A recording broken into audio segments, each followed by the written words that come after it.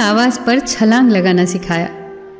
वैज्ञानिक टिड्डे से कहता, कूदो। टिड्डा उसकी आवाज सुनते ही जोर से छलांग लगा देता।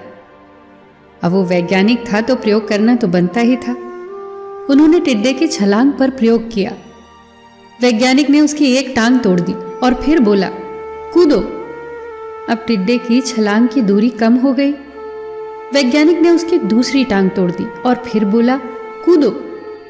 टिड्डे की छलांग और कम हो गई। अब तोड़ी गई उसकी तीसरी टांग।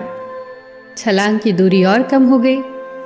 एक एक करके बेचारे टिड्डे की सारी टांगें तोड़ दी गई।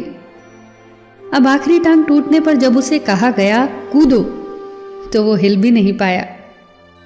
अब वैज्ञानिक ने अपना निष्कर्ष अपनी डायरी में लिखा। जानते हो उसने क्या लिखा? जब टिड्डे की एक टांग तोड़ी गई तो वो थोड़ा बहरा हो गया। जब उसकी दूसरी टांग तोड़ी गई तो वो और बहरा हो गया। हर टांग टूटने के साथ वो और बहरा होता गया और सारी टांग टूटने के बाद वो बिल्कुल बहरा हो गया। जोर जोर से चिल्लाने का भी उस पर कोई असर नहीं हुआ। वो तो अपनी जगह से हिला तक नहीं। छलांग लगाना तो दूर की बात थी। इस कहानी को सुनकर सभी को ऐसा ही लग रहा है ना कि क्या मूर्ख वैज्ञानिक था। इतनी सीधी सी बात उसे समझ नहीं आई। या कुछ लोग ये भी सोच रहे होंगे कि ये तो किसी बच्चे को भी पता है कि टिड्डे की छलांग उसकी टांग टूटने की वजह से कम होती जा रही थी, ना कि वो बहरा हो गया था। पर दोस्तों, हम सभी जीवन में कई बार ऐसे ही मूर्ख बन जाते हैं। कई बार जीवन में दो घटनाएं एक साथ ऐसे घटती हैं कि उनका एक दूसरे से कोई संबंध होता ही नहीं, फिर भी ऐसा लगता है कि गहरा संबंध है। कभी कभी दिखता कुछ और है, हमें समझ कुछ और आता है और वास्तव में होता कुछ और है।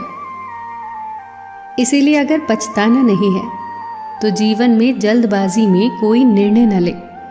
हमेशा समझबूझ का इस्तेमाल करें, सावधानी बरतें, नतीजे सोच विचार कर ही निकालें।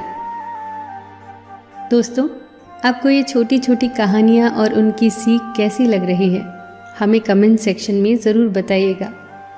आप अपने सुझाव भी लिखिए जिससे हम और बेहतर करने की कोशिश करें। फिर मिलेंगे दोस्तों अगली वीडियो के साथ।